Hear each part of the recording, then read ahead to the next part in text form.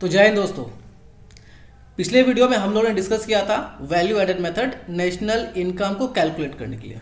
ठीक है, तो इस वीडियो में हम डिस्कस करने वाले हैं इनकम मेथड नेशनल इनकम को कैलकुलेट करने के लिए। तो प्रैक्टिकल क्वेश्चंस को करने से पहले हम थोड़ा इनकम मेथड का थ्योरेटिकल पार्ट जान जाते हैं। ठीक है, अगर हम थ्योरेटिकल पार्ट जान जाते हैं ना तो प्रैक्टिकल क्वेश्चंस करने में थोड़ा आसानी हो जाएगा, तो थोड़ा इजी हो जाएगा। ठीक है, तो अगर हम इनकम मेथड यूज करते हैं नेशनल इनकम को कैलकुलेट करने के लिए, तो बेसिकली हम क्या करते हैं, जितने भी फैक्टर इनकम है, ठीक है, जितने भी फैक्टर इनकम है सभी फैक्टर इनकम को हम क्या करते हैं, ऐड कर देते हैं। ऐड करने के बाद जो रिजल्ट आता है वो होता है हमारा नेशनल इनकम। ठीक है, अब सवाल आता है कि फैक्टर इनकम होता क्या है। तो पहले वीडियो में ही मैंने डिस्कस किया है फैक्टर इनकम के बारे में कि बेसिकली फैक्टर इनकम होता क्या है, और मैंने बहुत ही डिटेल्स में एक्सप्लेन किया है। ठीक है, तो आपको अगर डिटेल्स में जानना है कि फैक्टर इनकम क्या होता है तो मेरा पहला वीडियो आप देख लो, पूरा डिटेल्स में जान जाओगे। ठीक है, वैसे मैं अभी भी बता दूंगा थोड़ा बहुत। फैक्टर इनकम रेंट होता है, रॉयल्टी भी होता है, वेजेस भी होता है, प्रॉफिट भी होता है, और सॉरी ये इंटरेस्ट है, इंटरेस्ट भी होता है और प्रॉफिट भी होता है। ठीक है, तो ये सब इंक्लूड किया जाता है फैक्टर इनकम में। ठीक है, तो अब जानते हैं कि फैक्टर इनकम का कंपोनेंट्स क्या क्या होता है। ठीक है, तो फैक्टर इनकम का कंपोनेंट्स ये पांचों हैं। सबसे पहला है कॉम्पेंसेशन ऑफ एम्प्लॉयज। तो कॉम्पेंसेशन ऑफ एम्प्लॉयज में क्या क्या आता है, wages and salaries in cash, मतलब पैसे देना। ठीक है, wages and salaries in kind. In kind का मतलब होता है कि पैसे ना देके कुछ सामान दे देना। ठीक है, और तीसरा होता है employers contribution to the social security fund. Social security fund का मतलब होता है यहाँ पे प्रोविडेंट फंड, प्रोविडेंट फंड में पैसा डिपॉजिट कर देना। तो ये तीन कॉम्पेंसेशन ऑफ एम्प्लॉयज के अंदर आता है। अब सवाल होता है कि कॉम्पेंसेशन ऑफ एम्प्लॉयज होता क्या है। तो देखो, जब कोई वर्कर है ना, कोई एम्प्लॉय से वो काम करता है, वर्क करता है, तो इस वर्क के बदले उसे कुछ ना कुछ मिलना चाहिए। तो इस वर्क के बदले उसे इन तीनों में से कोई एक चीज मिल सकता है, हो सकता है कि ये तीनों भी मिले।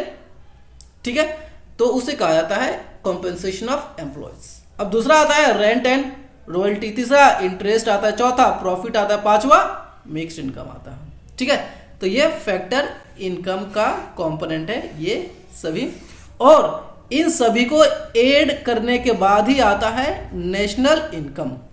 और आप सभी को पता है कि नेशनल इनकम को क्या कहा जाता है, NNP8FC, net national product at factor cost. ठीक है, net national product at factor cost. अब हम थोड़ा फॉर्मूले में जाते हैं और देखते हैं कि फॉर्मूला क्या है। जैसे कि आप लोग देख रहे हो यहां पे क्या है, NDP8FC। ठीक है, यहां पे आप देखो NNP8FC है, यहां मैंने क्या कहा था, नेट है, यहां पे नेशनल है। ठीक है, जब बात मैंने किया नेशनल का तो यहां पे क्या ऐड होगा, NFIA। ऑलरेडी इसमें NFIA होना चाहिए, अगर NFIA नहीं है तो वो क्या हो जाएगा, NDP हो जाएगा। आप देखो ये NDP8FC है, NDP8FC है, तो ये डोमेस्टिक हुआ ना, ये D का मतलब डोमेस्टिक है, तो डोमेस्टिक है इसका मतलब ये होता है कि ये NFIA नहीं है। अगर मैं इस डोमेस्टिक में NFIA ऐड कर देता हूं तो ये डोमेस्टिक क्या बन जाएगा, नेशनल बन जाएगा। तो क्या हो जाएगा, टोटल NNP8FC है ना। तो अगर मैं इस NDP में, NDP का फॉर्मूला क्या है, compensation of employees plus operating surplus, अगर इस NDP में मैं अगर NFIA ऐड कर देता हूं तो ये क्या बन जाएगा, NNP8FC। ठीक है ना, NFIA को अगर मैं ऐड कर देता हूं तो ये D के जगह क्या आ जाएगा, N आ जाएगा। ये D का मतलब डोमेस्टिक होता है, और जो मैं N ऐड करूंगा उसका मतलब होता है नेशनल। ठीक है, अब सवाल आता है ये ऑपरेटिंग सरप्लस क्या है। Operating surplus rent and royalty, interest, profit and mixed income कहा जाता है। ठीक है, अब यहां पे आप देखोगे तो रेंट एंड रॉयल्टी एक में ही दे दिया है, लेकिन क्वेश्चन में अगर अलग अलग दिया हो तो अलग अलग ही ऐड कर देना। ठीक है ना। ऐसा नहीं कि रॉयल्टी को छोड़ दिया और रेंट को ऐड कर दिया, फिर रेंट को छोड़ दिया और रॉयल्टी को ऐड कर दिया, ऐसा नहीं करना है, दोनों को ऐड कर देना है। ठीक है, ओके। अब आता है ऑपरेटिंग सरप्लस का कंपोनेंट। देखते हैं कि ऑपरेटिंग सरप्लस का कंपोनेंट क्या क्या है। जैसे मैंने अभी डिस्कस किया हुआ है, ऑपरेटिंग सरप्लस का कंपोनेंट रेंट एंड रॉयल्टी होता है, इंटरेस्ट होता है, मिक्स्ड इनकम भी होता है, प्रॉफिट भी होता है। ठीक है, अब प्रॉफिट में क्या क्या होता है? प्रॉफिट में कॉर्पोरेट टैक्स भी दिया होता है, डिविडेंड भी होता है और रिटेन अर्निंग्स भी होता है। अगर हम इन तीनों को ऐड कर दे तो इन तीनों को ऐड करने के बाद क्या होता है? हमारा प्रॉफिट आ जाता है। ठीक है, अगर एक एग्जांपल दूं, एग्जांपल के तौर पर लो, प्रॉफिट दिया हुआ है हमें, प्रॉफिट दिया हुआ है ₹1000। ठीक है, और कॉर्पोरेट टैक्स भी दिया हुआ है, कॉर्पोरेट टैक्स दिया हुआ है ₹100। तो आप मुझे बताओ, क्या मुझे दोनों ऐड करना चाहिए या फिर प्रॉफिट को ऐड करना चाहिए? बताओ बताओ। देखो यहां पे ना, ये जो कॉर्पोरेट टैक्स है ना, ये कॉर्पोरेट टैक्स प्रॉफिट का पार्ट है। इसका मतलब ये 100 रुपए, ये 1000 रुपए में तो है। तो अगर मैं कॉर्पोरेट टैक्स ऐड करता हूं तो इसका मतलब कॉर्पोरेट टैक्स को मैं 2 बार ऐड करूंगा, है ना। तो मैं इस सिचुएशन में क्या करूंगा? सिर्फ प्रॉफिट को ही ऐड करूंगा और कॉर्पोरेट टैक्स को ऐड नहीं करूंगा। लेकिन अगर ये प्रॉफिट नहीं दिया है, प्रॉफिट नहीं दिया हुआ है, तब हम कॉर्पोरेट टैक्स को भी ऐड करेंगे अगर दिया है तो, डिविडेंड को भी ऐड करेंगे अगर दिया है तो, रिटेन अर्निंग्स को भी ऐड करेंगे अगर दिया है तो।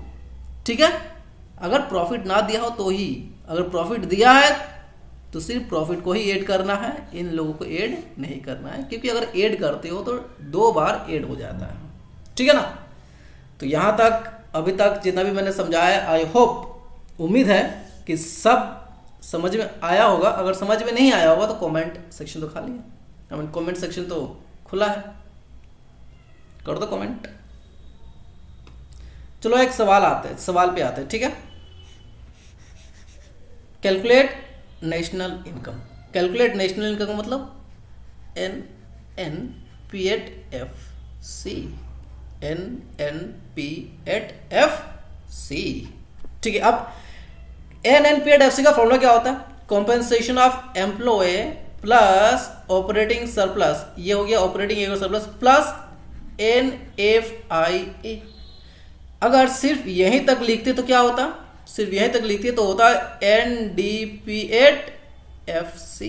अब क्योंकि मैंने NFIA ऐड कर दिया, इसका मतलब ये क्या हो गया? NNP@FC हो गया। ठीक है, आप कॉम्पेंसेशन ऑफ एम्प्लॉयज देखो, कॉम्पेंसेशन ऑफ एम्प्लॉयज कितना है? 1000 है, कॉम्पेंसेशन ऑफ एम्प्लॉयज 1000 है। अब ऑपरेटिंग सरप्लस देखो, ऑपरेटिंग सरप्लस तो अच्छा देखो, यहाँ पे रेंट और रॉयल्टी अलग अलग दे दिया गया है ना, तो रेंट को भी हमें ऐड करना है और रॉयल्टी को भी हमें ऐड करना है। तो रेंट ऑपरेटिंग सरप्लस का पार्ट है, रॉयल्टी ऑपरेटिंग सरप्लस का पार्ट है, दोनों को ऐड करो। इंटरेस्ट ऑपरेटिंग सरप्लस का पार्ट है, प्रॉफिट ऑपरेटिंग सरप्लस का पार्ट है, मिक्स्ड इनकम ऑपरेटिंग सरप्लस का पार्ट है। तो कितना हो गया? 1000, 2000, 3600। तो आंसर कितना हो गया? 3600। ठीक है, तो नेशनल इनकम कितना आया? 3600। नेशनल इनकम का फॉर्मूला क्या है? Compensation of employ plus operating surplus plus NFIA। अगर सिर्फ मैं यहां तक लूं तो ये क्या हो जाता है? ये होता है NDP@FC। अगर मैं इसमें NFI ऐड कर देता तो ये क्या बन जाता है फिर? NNP@FC। ठीक है, तो यहां तक तो कोई डाउट नहीं होगा मेरे हिसाब से। चलो ठीक है, अब आते हैं दूसरे सवाल में। अब दूसरे सवाल देखो, इसमें नेट इनडायरेक्ट टैक्स भी दिया हुआ है, डेप्रिसिएशन भी दिया हुआ है और NFIA भी दिया हुआ है। तो इसमें कोई ज़्यादा झमेला है नहीं, आसान सा सवाल है। ठीक है, बहुत ज़्यादा मुश्किल तो है नहीं। चलो, अब इसको हम 2 तरीके से कर सकते हैं। एक कहा गया, पहला हम डायरेक्टली NNP@FC से भी कर सकते हैं। ठीक है, और दूसरा हम NDP@FC से भी कर सकते हैं या फिर NDP@MP से भी कर सकते हैं। ठीक है,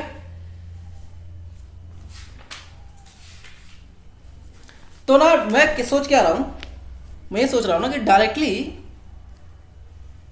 इससे ही कर देते हैं ना, है ना। अब देखो ये NNP8FC है, ये हो गया नेट। नेट है, इसका मतलब डेप्रिसिएशन नहीं होगा, तो डेप्रिसिएशन को काट दो। ये हो गया नेशनल, इसका मतलब net factor income from abroad होगा। ये हो गया फैक्टर कॉस्ट, और फैक्टर कॉस्ट में टैक्स नहीं होता है, फैक्टर इनकम में टैक्स नहीं होता, तो इसको हटा दो, ठीक है ना, इसको हटा दो। तो क्या बनता है, NNP8FC equal to compensation of employ, ये वाला, plus operating surplus plus NFIA, ठीक है, ये फॉर्मूला है। कॉम्पेंसेशन ऑफ एम्प्लॉयज कितने, 100, ऑपरेटिंग सरप्लस कितने हैं, interest 200, saving of private sector corporate sector plus 400, plus mix income 200, plus dividend दिया हुआ है, देखो यहाँ पे डिविडेंड दिया हुआ ना, और डिविडेंड किसका पार्ट है, तो डिविडेंड पार्ट है प्रॉफिट का, है ना, तो प्रॉफिट के जगह डिविडेंड दे दिया गया, इसका मतलब हमें इसको ऐड करना पड़ेगा, तो प्लस 500, प्लस यहाँ पे रेंट भी दिया हुआ है, रेंट है 1000, तो ऐड कर दो, कितना आएगा, 100, 200, 300, 4, 700, 900, 1400, 2400, ठीक है। तो ये हमारा 2400 NNP8FC आया है, ठीक है। तो ये हो गया हमारा नेशनल इनकम। तो अगर हम इनकम मेथड यूज़ करते हैं नेशनल इनकम को कैलकुलेट करने के लिए, तो इस तरीके से कैलकुलेट किया जाता है। तो 2 सवाल हम लोगों ने किया, ठीक है। आप अपने घर पे और भी सवाल करो, कोई डाउट होता है तो आप कमेंट सेक्शन में डायरेक्टली कमेंट कर देना कि अगर ये बात है तो फिर कैसे कैलकुलेट किया जाएगा, अगर ऐसा है तो कैलकुलेट किया जाएगा, तो ठीक है। थोड़ा भी अगर डाउट होता है तो डायरेक्टली कमेंट कर दो, ठीक है। तो आज के लिए इतना ही था। नेक्स्ट वीडियो में हम डिस्कस करने वाले हैं इनकम, अच्छा सॉरी, इस वीडियो में तो हमने इनकम मेथड डिस्कस कर लिया। नेक्स्ट वीडियो में हम डिस्कस करने वाले हैं एक्सपेंडिचर मेथड, ठीक है। सो तब तक के लिए बाय बाय।